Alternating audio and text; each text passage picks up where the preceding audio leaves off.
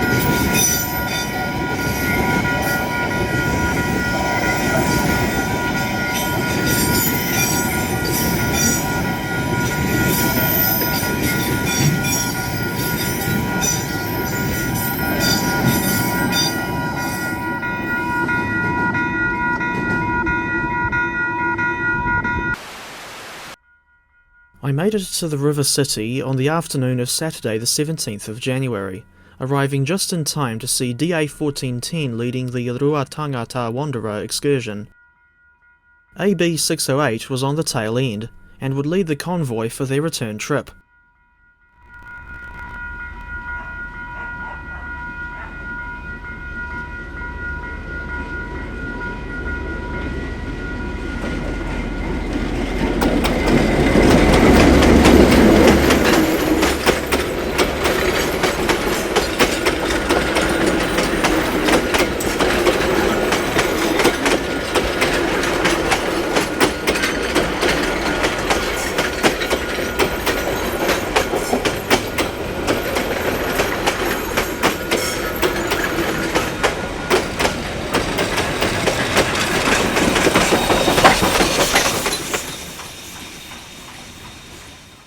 After seeing the DA and AB trundling past London Street on the Castlecliff branch, we caught them again further along the line, and now I associate the memory of seeing this train with Layla by Derek and the Dominoes, as we heard that 7-minute epic on the radio as we went out to Orkoya.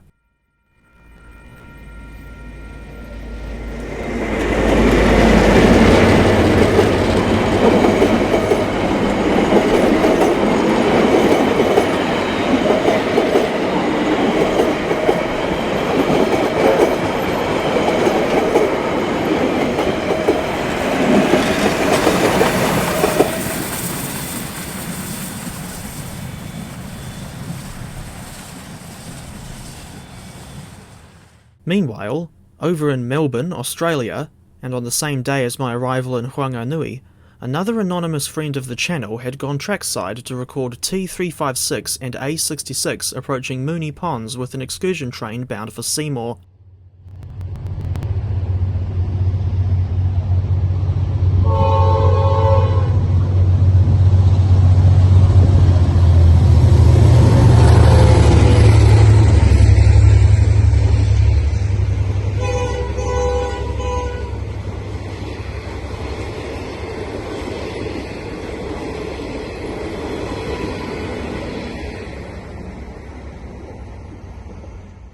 Going back to Whanganui, we found the city's iconic paddle steamer Waimarie arriving back at her pier after a journey up the river, and then I walked along to Taupoki Yard to await AB608 and DA1410's return.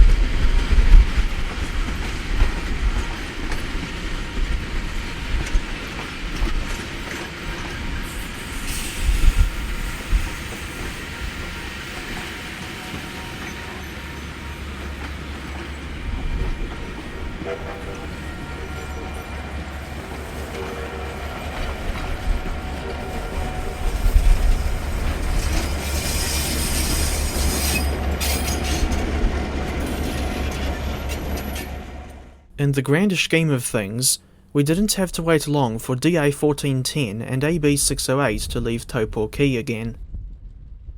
This time, they were going all the way to Marton, where the Taranaki line meets the North Island main trunk.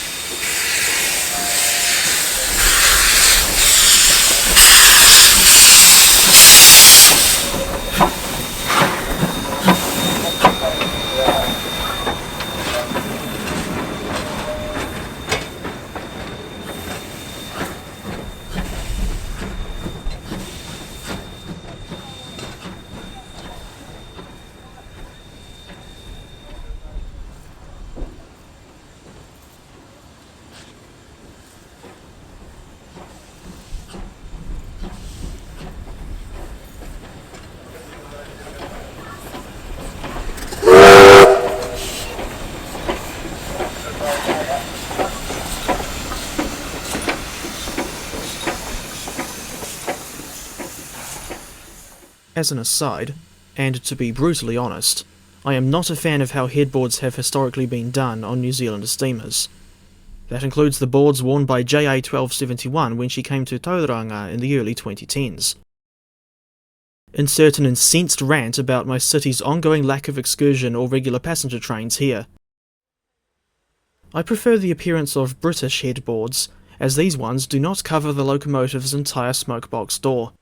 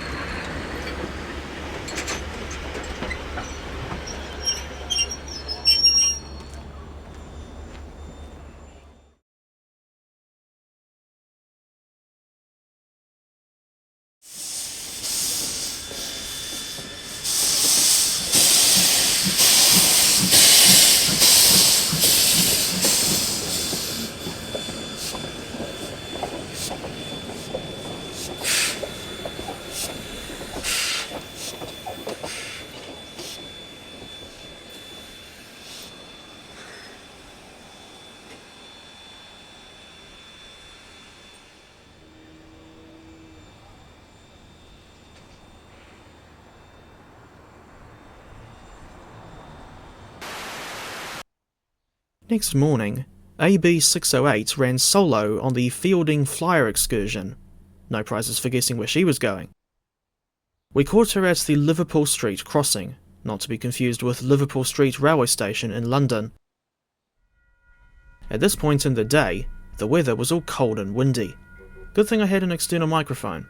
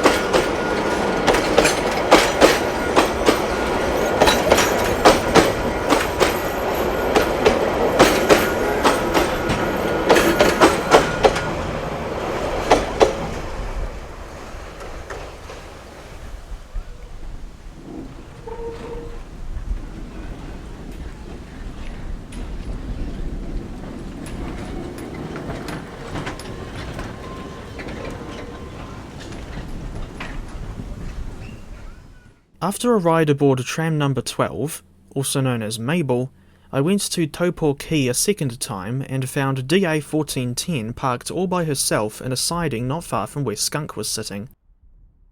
Skunk is the locomotive that was famously rediscovered on the South Mole after being buried in the sand for decades. I took the opportunity to pose my HO scale model of QR 2056 alongside the DA because I thought it would be funny. And I soon realised that the QR was an appropriate choice for this setup because she is a high hood, just like the DA. Later in the afternoon, we caught AB 608 crossing the Whanganui River on her way back from Feilding, complete with a very long blast on the whistle.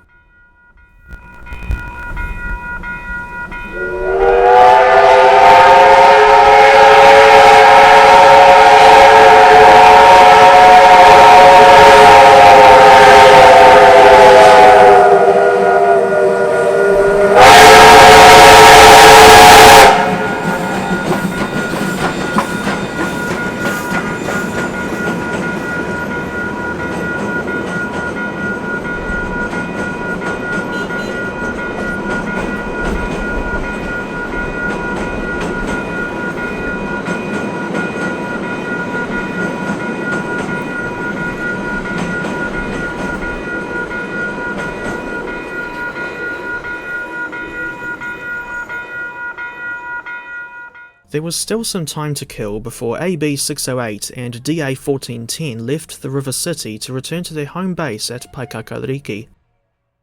As such, I passed the time by checking out the Durie Hill Elevator, which opened in 1919, and is notable for being the only public underground lift in New Zealand.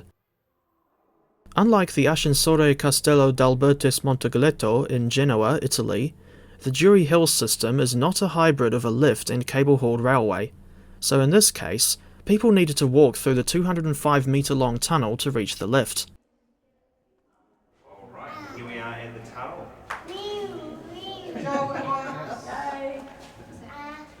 Thank you.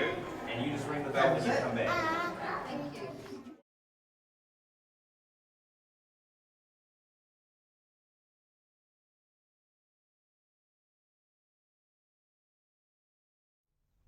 At the top, you can climb a steep spiral staircase to get an impressive view looking out across the whole city. In this particular view, we are looking west towards the Taupo Quay rail yard and the Tasman Sea, not to mention the suburbs of Gonville and Castlecliff. After visiting Durie Hill, we went over to Hattrick Street West and set up the camera. This video ends with AB 608 and DA 1410 leaving for their return trip to the Kapiti coast.